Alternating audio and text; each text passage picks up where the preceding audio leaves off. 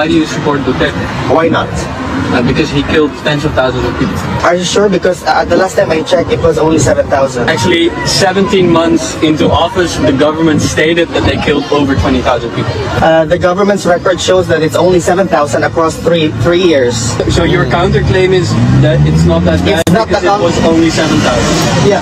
Sinasabi na nag-interview na galing sa Office of the President ay itong 2017 Accomplishment Report ng Office of the President, kung saan 20,322 na suspected individuals na involved sa illegal drug trade ay napaslang. Ito yung nagkumbinsi sa akin na magpalit ng posisyon sa mga Duterte. 2017 Key Accomplishments Duterte Administration Year-End Report, sinulat po yan ng PCO, Presidential Communications Office. Bakit ho 20,000 ng total ng mga taong naging biktima ng tokang? Kasi this is under the real numbers at ito ay report ng PIDEA sa topic ng fighting illegal drugs.